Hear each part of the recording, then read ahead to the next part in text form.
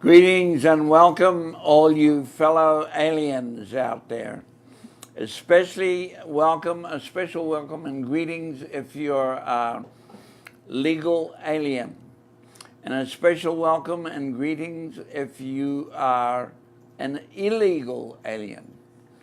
And mostly a special, humongous welcome if you're an extraterrestrial alien. Welcome to Aliens Are Us at the Flying Saucer at 441 Nevada Way, Boulder City, Nevada 89005. If you think I have a strange accent, it's probably because I'm a New Zealand native, I'm a Polynesian native of New Zealand, and a race called Maoris, Maori apostrophe S. And my given name is Kae Kawana Pai Pai Whatarangi Ropo Oma Pohe. But you can call me Kae. Actually, it's better if you call me Kosmic Kae, because that's what I'm podcasting under the name Kosmic Kae.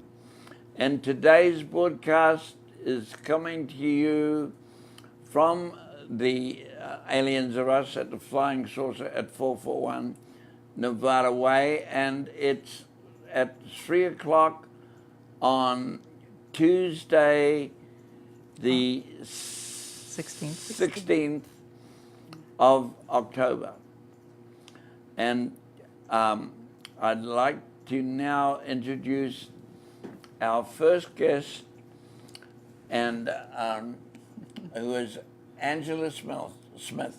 Welcome, Angela. Welcome to our podcast here at the Aliens Are Us at the Flying Saucer, 441 Nevada Highway, Boulder City, Nevada.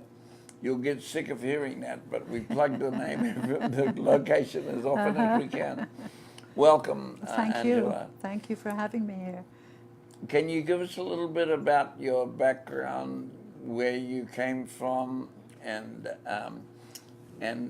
how you ended up in Boulder City? That is a long story, but I'll cut it short. Okay. I'm from England originally. Came out to... Whereabouts in England? Bristol. Bristol. Is my hometown. Okay. Came out in 81, and I lived 10 years in New Jersey, and I worked 5 of those at Princeton University in a consciousness lab, parapsychology lab. Came out here to Las Vegas in 92, and I worked a couple of years with Mr. Robert Bigelow. Oh, he's well known here. Very well known. I'm so happy he's found, a wonderful venture that he's working on now. Was he working on his space programs then? No. He was building his empire, his hotels, motels. Okay. And then I came out to Boulder City in 2002. I needed a place where I could live comfortably and securely, and so I've been out here since 2002. So what made you choose Boulder City? Boulder City, as you know, is a quiet town. Some people say it's a dead town. No, it's a very vibrant little town.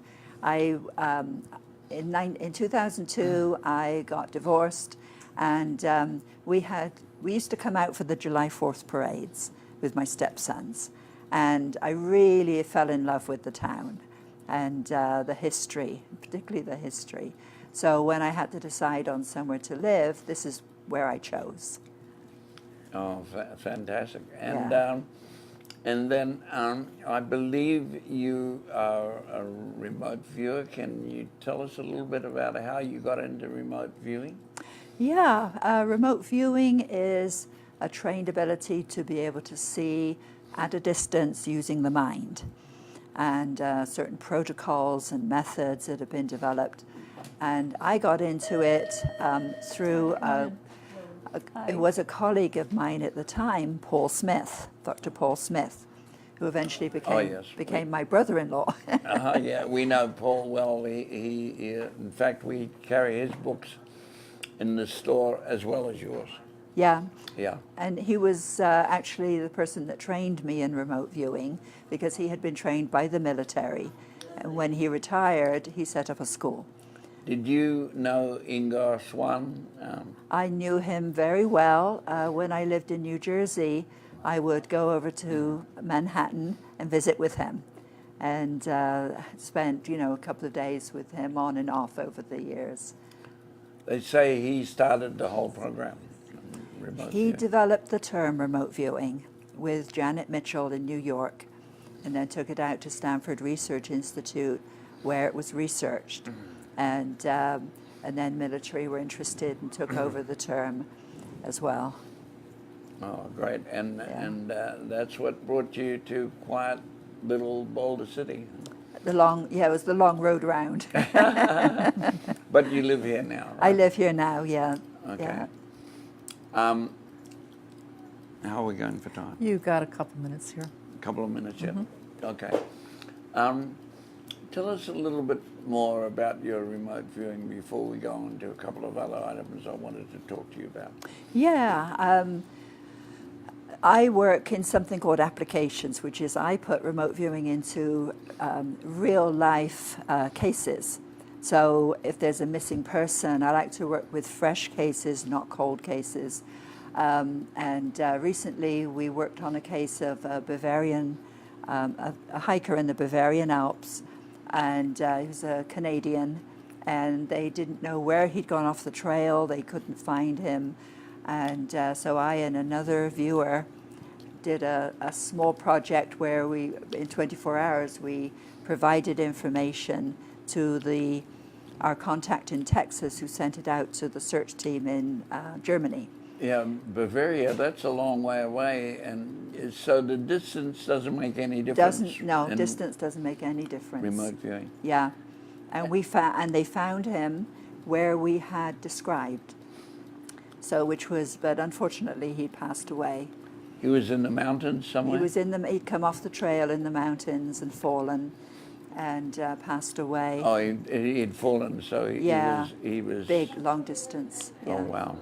Yeah, but they found him using our data, which was very, helped the family. Oh, great. Yeah. Okay. Okay then, Sue, we're going to go to a commercial now, folks. And Sue, it's your turn. Take it away. Right on 8 minutes. Hey, that's right pretty on good. Time.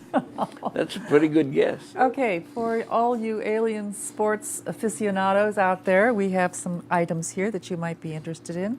If you play golf, we have these green golf balls with a nice little alien face on it.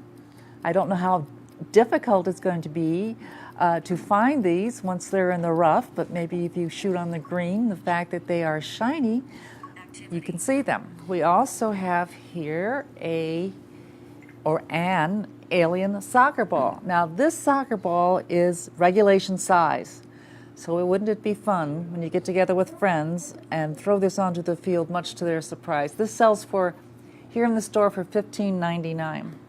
We also have a regulation size basketball, and it works just like any other, bounces just like any other basketball does. This is $19.99.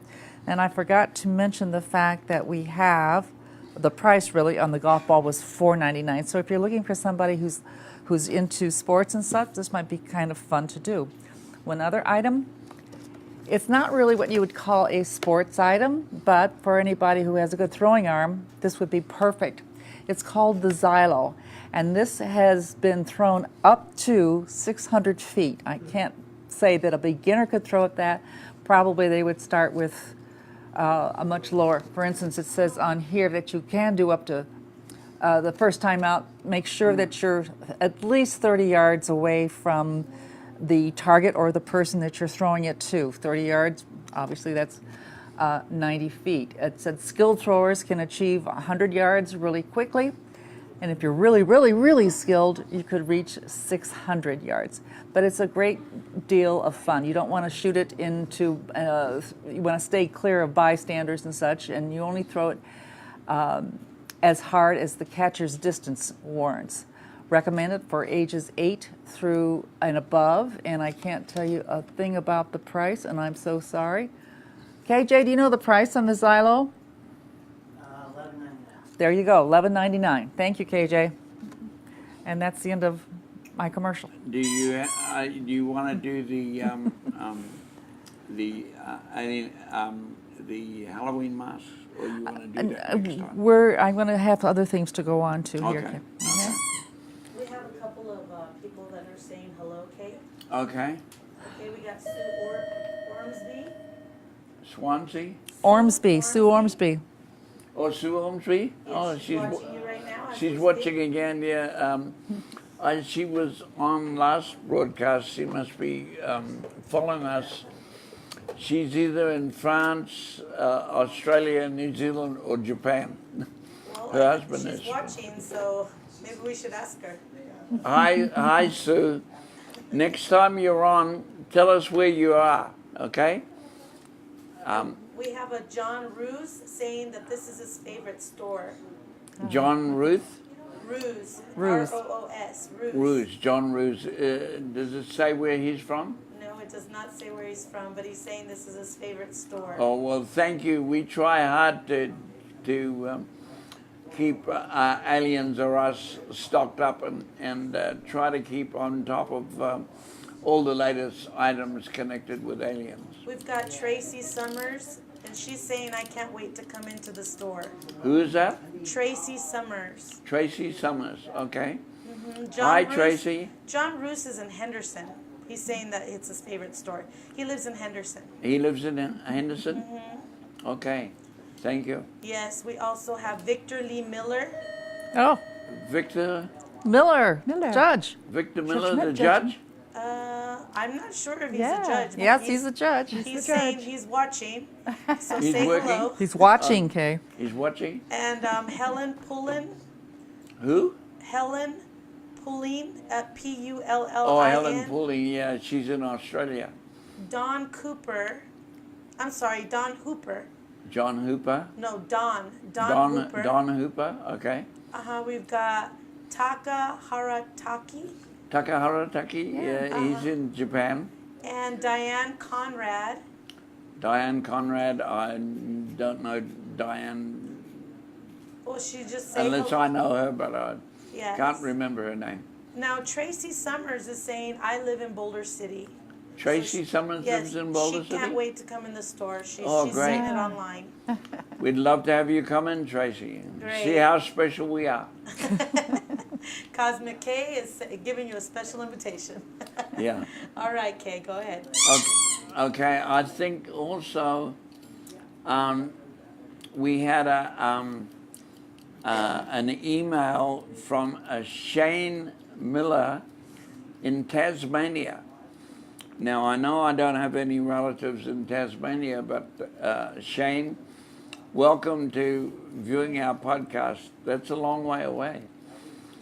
And anyway, I want to get back to my interview with Angela now. And Angela, you had a remote viewing session. I think I heard you on George Norrie at Coast to Coast, and you found somebody in Catalina Off of Island. Can you Catalina. tell us about that? Right, this was back in 2012, and a colleague of mine who actually lives in Henderson, Robert Knight, had a friend that was missing for about a month, and asked me and some other viewers, could we find him, find out what happened to him.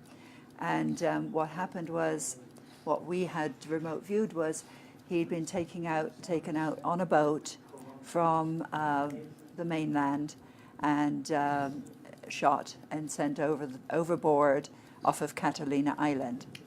Wow. So we found a lot of information that was able to help Robert. In fact, he was in LA, and he and his wife were listening to a TV program where they'd fished a body up out of the water, and Robert immediately knew that was his friend because of what we had told him, the conditions. So he was able to contact the coroner's office and identify the body. And then we were asked to identify the murderer and where he went. So Wow. we got a lot more information. You even got the murderer? We described him, did a profile on him, and that he was going north in a black SUV. Oh, okay. So, which turned out to be correct. So there was a lot of correct information. We're not 100%, Yeah. but there was enough information to be did helpful. Did they catch him? We didn't catch him. We described him, they knew who he was. He went off to Montana and got a job, and his current boss then Googled him and found out that he was wanted in California. So he was caught that way rather than through our efforts. Wow, that's And, amazing. Yeah. Do you have any other remote viewing experiences that you had personally, not related to the final subject I said we were going to talk about, but any other remote viewing? Many. In fact, I've written a book called SEER, which is called 30 Years of Remote Viewing. What's it called? SEER, S-E-E-R. Yeah. And I'll show you SEER. And because I've been in the field now over 30 years. So there have been, I've done everything from remote viewing subatomic particles for a physicist to the rings of Saturn and everything in between. So many cases. Okay. Yeah. And do you have do you do anything with remote viewing? Like, do you have classes where you teach it? And do you have students? I do. I've been teaching since '94 when I was in Las Vegas. And I have people come out to Boulder City that want to... Signal KJ this show. Yeah. Sorry. That's okay. People that come out to Boulder City and spend between 3 to 5 days with me. And we cover a lot of the remote viewing topics. There are protocols that have been developed, very scientific protocols that show you how to do remote viewing. So I take you through those. I'm going more for the 3-day Friday through Sunday courses now, which seem to be more popular. Oh, okay, great. Really quick, we have a Gary Poindexter. Jerry Poindexter? No, Gary Poindexter on the line. Gary Okay, He just joined, if you could say hello to Jerry. okay, Jerry. I'm sorry, Right. Gary Poindexter. okay. Hi, Gary. Hi, Jerry. Is there anyone else? We have Violet Rivers. Violet Rivers. Oh, Violet Rivers? Oh, she's on there too. She always seems to tune in on here, so give her a big hello. Yeah, hi Violet. She's in San Diego. Yes, she's watching you. Who's that No, talking? he's talking to customers. It's customers. Yes. Okay. Okay. All right, are we going to a commercial break? Not yet. No, not yet. Okay. I was just thrown by, I guess, a customer that. But that's Okay. a good throw. yeah. That's a good throw. Yeah. Okay, I've forgotten where we were. Yeah, we're talking about classes, and I yeah. always bring my students here. You always bring your Every students time when I have a class, I bring the students up to the store, Yeah. and they have got to have their picture taken in the flying saucer, and they usually buy some memorabilia. in. Okay, great. Yeah. Well, we try to have items that are not only items that are novelty items like the alien balloons and the blow up stuff and all that, but all the books, especially the books, because the books are very much tell about all the different things and the items we have. Yeah. How are we going for time now, do we? Ready for another commercial? Really quick. Okay. Really quick. Kay, Shane Miller is now on the line, watching you. The one Who? that's Shane Miller, the one that sent you the Oh, message. from Tasmania? Now he's back on. Oh, He's hi, saying- Shane. He's saying hello, Kay. You're I don't know if we're related or not, but thank you for watching. You've got to be the first one that we're aware of watching today, all the way from Tasmania. Welcome. Welcome to Aliens Are Us at the Flying Saucer, 441 Nevada Highway, Boulder City, Nevada, 89005. I had to get the plug in. There's also a Ricky Shea A online. Ricky Shea? Ricky Shea, yes. Does it say where he's from? No, he just joined us. And Sarah Smith. You've And got Sarah- quite a few fans popping in here. Sarah Smith? Yes. Hi, Sarah. Is that it? Yeah, that's it. Okay. Another commercial? I'm Okay. Now we're going to Sue for another commercial. Okay, what I'm going to show you now are some great Christmas decorations we have. This one here, of course, is a 3-inch diameter little alien on this beautiful green globe. Now, this particular one is plastic. Everything I'm going to show you after this is going to be glass. And here is an alien as dressed up as Santa Claus, and he's all glass, as I said, with a little Christmas bag there. The next one is a regular alien, and he's got some kind of sparkly glitter on him.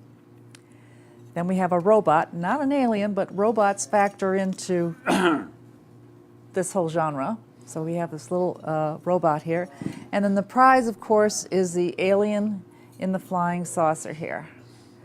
And before we get too much further along here, because I know Angela's going to want to talk a little bit more, I want to talk to you about some of the books we have here. Now, this is Angela's teacher, My instructor, yeah. her instructor, Paul Smith, The Essential Guide to Remote Viewing. Now, I'm sure she can tell you a little bit more about this after I get through with just talking about our books. Now, here's another one by, this one is by Angela. And Angela, by the way, is a PhD, okay? This is called Remote Perceptions. Remote Perceptions. And then she co-authored this with another PhD, Voices from the Cosmos. Now, when Angela comes back on again, she can go in a little bit more depth about these 3 books that we carry here in our store. So anybody who is interested in these, pop on in. We have them for you. Now, one thing before we go back to Angela, I want you to tell them about the Halloween masks. We haven't mentioned Halloween. Halloween's coming up pretty soon, and I want you to go over the Halloween masks. Well, I don't have any right here in front of me at the moment, but we can sign off with a few Halloween masks. So while you're going on to interview Angela, I will get a few of them over here by me. Okay, great. I just want to let you know that Don Dorval is saying he loves your glasses and your hat, and where is your ship? Don Doval, huh? Yeah, well, the glasses are damn alien glasses, just so you can get a better look at them. And they've got little peaks on the top, which are supposed to represent the towers at the dam. And of course, we sell this in the store. And my hat is called, well, we call it, what is it called? It's a Cosmic Kae hat. Yeah, it's a Kosmic Kae hat, but we, Steampunk. Steampunk. steampunk hat. And you can also buy this hat in the store.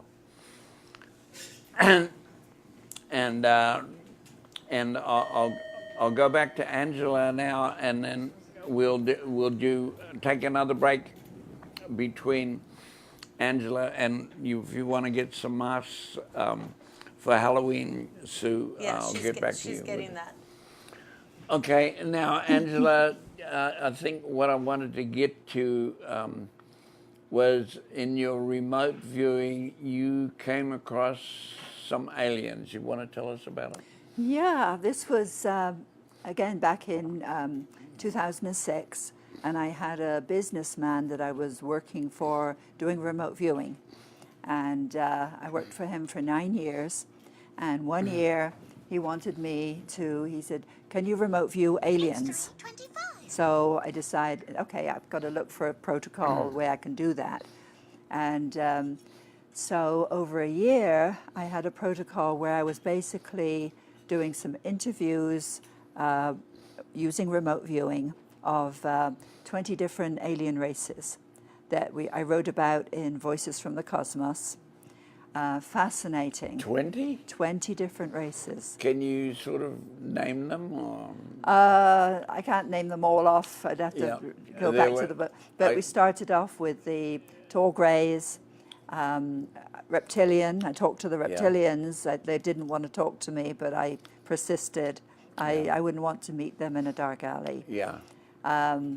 Hybrids, I mean, a whole range. Tall whites and all that. The tall whites. Pleiadians. Yeah, the tall white aliens. The Nordics. The Nordics. The Nordics and the tall whites seem to be the same family. Okay. So, but aren't the Nordics more like Norwegian? Some of them. Sort of. One of the things that Scott, my co-author, and I were very interested in is that supposedly there are Earth resident groups, particularly tall whites. Charles Hall talked about them being up at Indian Springs. And so I would really love to meet some of the, very respectfully and very diplomatically meet some of them. And we're going to write another book called Faces of the Cosmos. Okay. Did I hear a rumor that somebody had seen some tall whites at the Boulder Dam Hotel? It's interesting. The Boulder Dam Hotel, I've heard this from others as well, is that I've met and others have met some very interesting people who are not quite human at the Boulder Dam Hotel. Can I tell you about one of them? Yes, please. If there's time, if we've got time, just one example, because I can give you a lot, but they're going into the book. A friend and I were having breakfast there, and a couple walked in. The guy was about 3.5 foot tall, gray skin, very pinched features. He had a hat on, muffler around his neck, sunglasses, fully dressed, gloves, didn't say a word. Came in with a woman who was only about 4.5 feet, and she had a face that looked like a frog. Now, I mean, I looked at my friend and she looked at me and was like, interesting. The lady talked to us and said usual kinds of things, what's good here to eat, etc. The guy didn't say a word, and I think he could have been a grey. But they sat together at the table next to us. He didn't speak, she spoke, and every time she spoke, she kind of looked at him first and then spoke to us. So after they'd left, I said to my friend Claire, I said, that was a very unusual couple. And she went, yeah, they're not from here. Yeah. Okay, go ahead. Can I make a suggestion, Kay? Yes. In that Angela hasn't had a chance to talk about her new book.